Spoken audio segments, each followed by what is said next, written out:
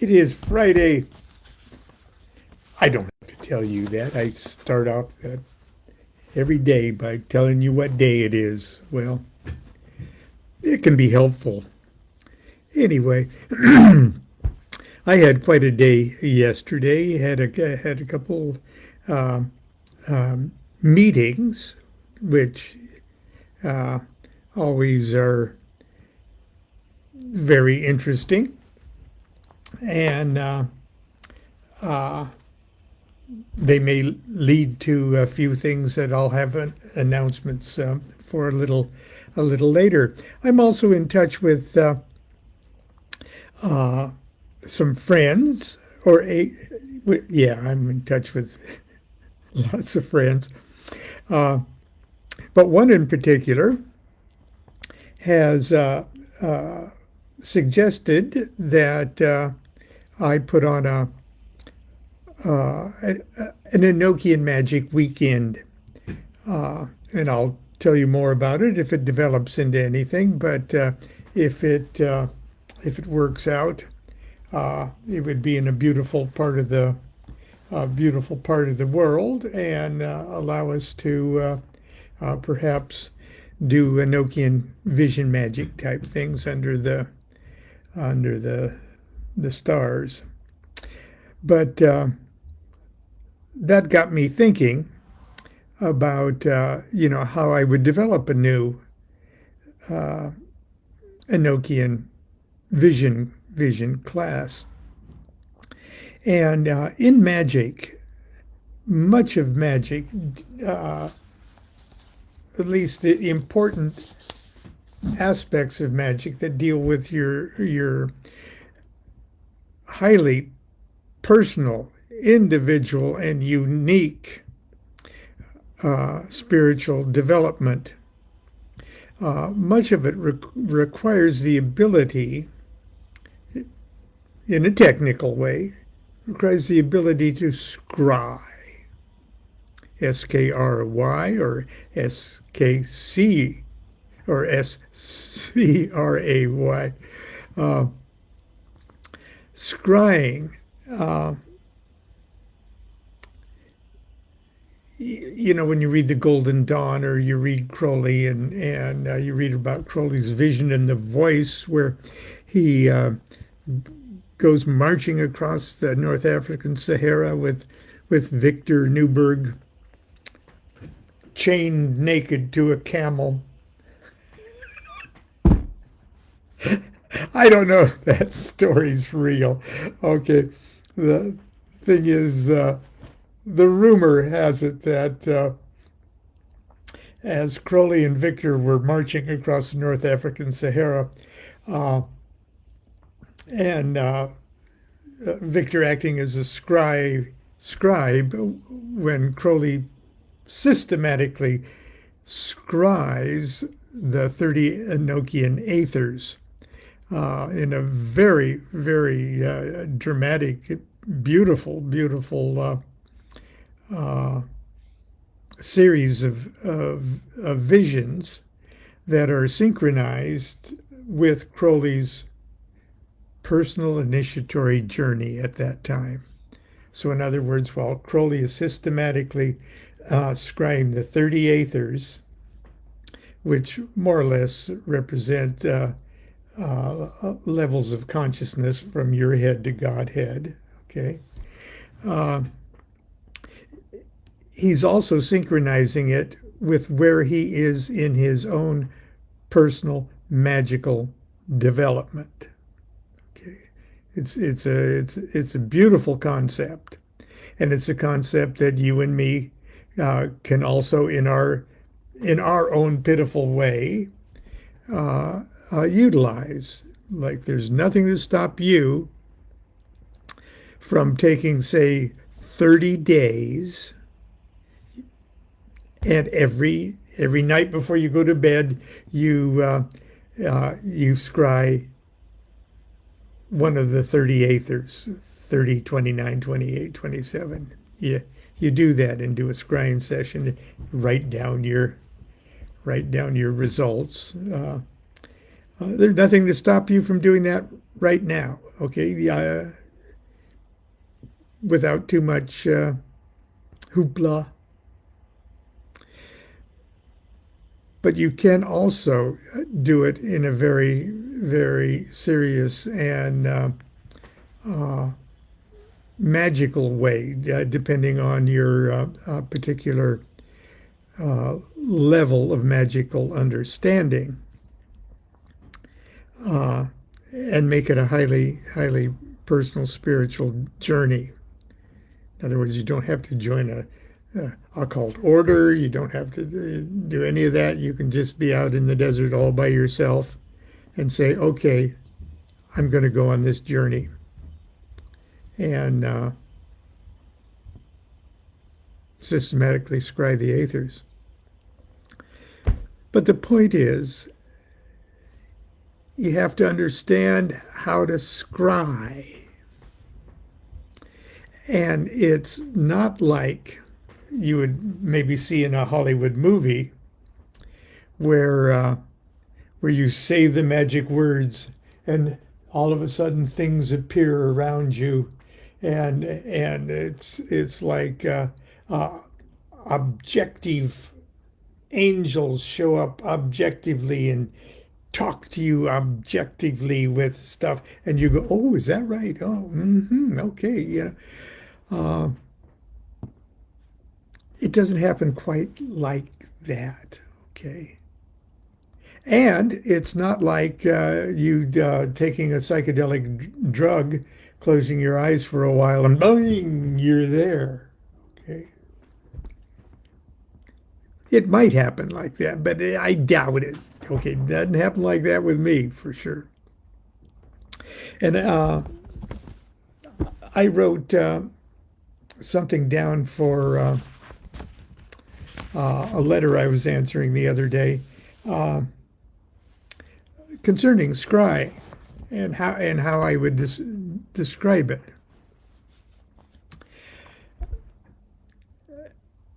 But first, I want you to kind of think back to last night as you were falling asleep. And very often, okay, if you're like other human beings, as you're falling asleep, no matter what has happened, maybe you're thinking about things that happened during the day. Maybe you're thinking about something that you saw on television. Okay. Whatever it is, your mind wanders. And the more relaxed you become, and you don't notice yourself becoming relaxed. Number one, you don't feel yourself being relaxed. And as you're thinking about the events of the day or the thing you watched on television, or even an earworm of a song that you've got going through your head, you don't even notice when those chattering thoughts, seemingly unrelated to anything, you don't even notice when they start to become visual. You don't even know you're falling asleep. You don't even know that you're relaxed. You don't even notice when they become visual. They go to a different part of your brain. Those visions, those thoughts go to a different part of your brain, and you don't even know you've gone there until, say, Constance comes in and says, Are you falling asleep already? And then you go, whoa, I was someplace else, but I was still awake, I think. Okay. Do you know where that place is where you go as you're falling asleep? I want you to think about that place and how you might be able to get there on purpose, how you could get there purposefully, and how you might be able to get to a specific spiritual vibratory environment as you're doing that. That is getting to the idea of what scrying is. Here's a note that I wrote back to my friend. Scrying is, in a way, creative daydreaming. At least it can begin as creative daydreaming. Before the daydream develops into a full-blown visionary experience, complete with Technicolor, Dolby sound, and sensory immersive tastes, smells, and varieties of ecstatic effects. But it's done purposefully. But if you think you're doing it on purpose, you're not relaxing and going into it. It's a kind of a catch-22. You have to kind of trick yourself into that, going into that state. And for a magician, it's complicated a little bit more because it's your intention to go to a specific magical environment, a planetary sphere, an Enochian aether, a path or a sephira on the tree of life. You want to go to a specific place. You want to trigger those things that open that specific door. So, unlike a psychedelic drug that can trigger a vision almost immediately, scrying requires you to relax and gently and gradually open the door and enter a specific spiritual environment. Gently and gradually open the door. A world you enter as easily and as naturally as when you are falling asleep at night. Okay?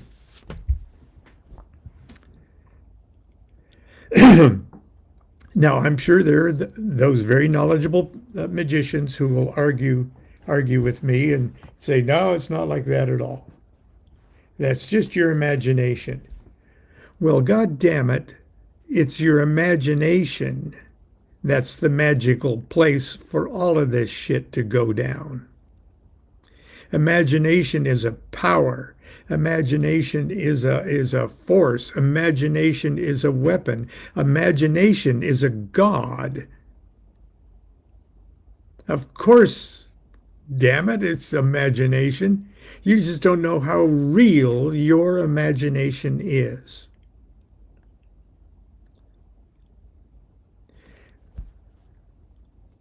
I often describe the process sort of like, okay, do you want to gently enter into a specific magical realm? Well, you do your magic to focus on where you're going. Okay, so that's when you draw your pentagrams and you do your invocations and all of that. That's done in preparation to point you in the right direction for that golden moment. So you don't have to expect a bunch of stuff. Like in the Enochian system, say, I want to go to that first lowest aether just to get my toes wet, you know. That's the 30th aether, Tex. Now, when you read Crowley's visions, you see that he helps with his imagination. He sort of he starts by, of course, doing the Enochian call itself to get the angel's attention, or to get his own attention to that specific realm. Madrias dies proftex, quis mi caul senir caus god fisposislas yada. Okay, that's to get him stoned. That's to get him stoned. Madrias dies proftex, get him text stoned. Okay. and then the scrying begins after that call. Okay. And believe me, even when you try to stumble your way through an Enochian call, reading it off of a piece of paper, Madriax Dia, it works. It puts you someplace else. As a matter of fact, if other people in the room while you're doing it are laughing at you, it puts them in the same. Okay. It's magic. It may seem, gee, this is too normal to be magic. No. Okay.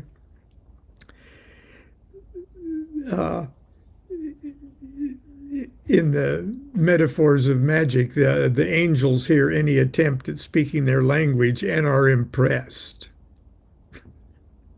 And they show up just to see who it is that's trying to speak their language. And when they show up, they bring their level of consciousness with them, and that level of consciousness spreads throughout the room for a small temporary period of time. And while you're wallowing in the jello of that specific vibration of consciousness, you can relax and go into that vision. Your own private vision. It's nobody else's. That's what makes scrying visionary magic so wonderful, so important, so spiritually, initiatorily valuable to you. Now, Crowley kickstarted his visions by taking the 3 letters of the name of the aether he's going into, like Tex. And there are zodiac signs associated and planets assigned to each of those Enochian letters. And so he'll use the character of that zodiac sign. If it's Taurus,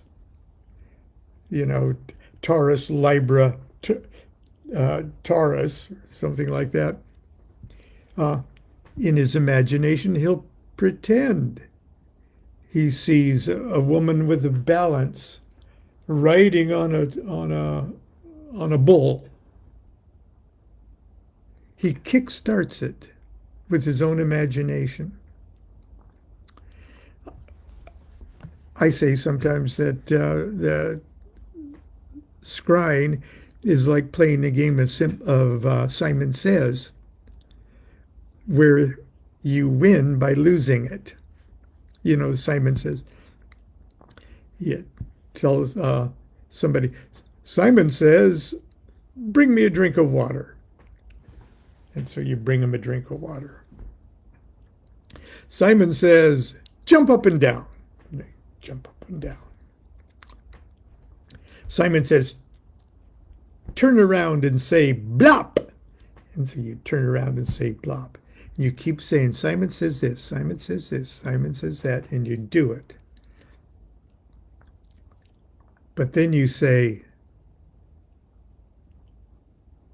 fall on the floor. And you fall on the floor. But you didn't say Simon says. So you lost. Okay. It's totally okay to, after you do all your magic, to point yourself in the direction of the sphere you wish to explore, or the angel you wish to visit, or the spirit you wish to interact with. Pretend you see the angel, and then you see the angel. Because you're pretending. It's your imagination. I pretend I see an angel. Oh, I see an angel.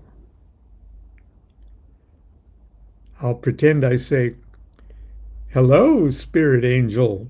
Thank you for coming. And then in the vision, I'm saying, thank you, spirit, thank you for coming. And then I pretend the angel says, happy to show up, Lon. you know, really enjoy your work, you know. And then the angels in the vision says, happy to show up, Lon, really enjoy your work. And then I say, I pretend I say, you know, I would like very much for you to show me around this spiritual, this level of consciousness, and tell me what I need to know, to do. What is my chore, so I can expand my consciousness and even raise myself higher than this. And then I say that in the vision. And the angel said, and I pretend the angel says, okay, watch this.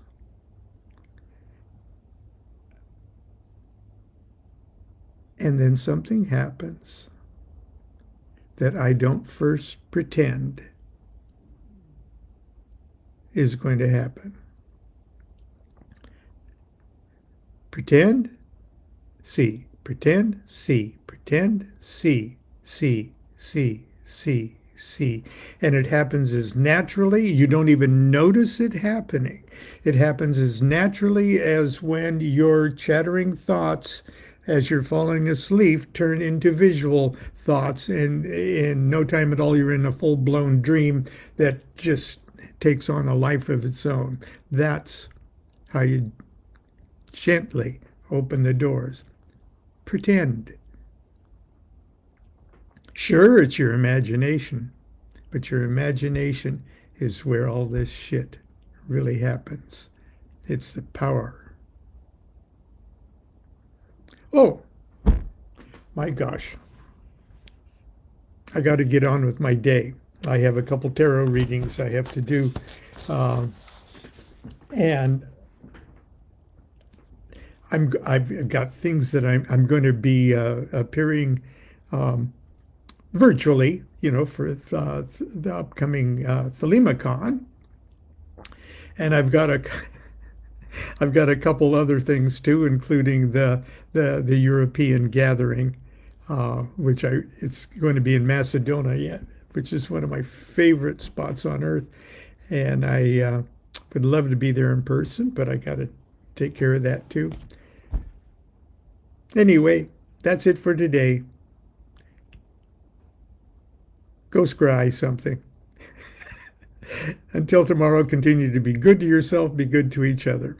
Do what thou wilt shall be the whole of the law. Love is the law, love under will.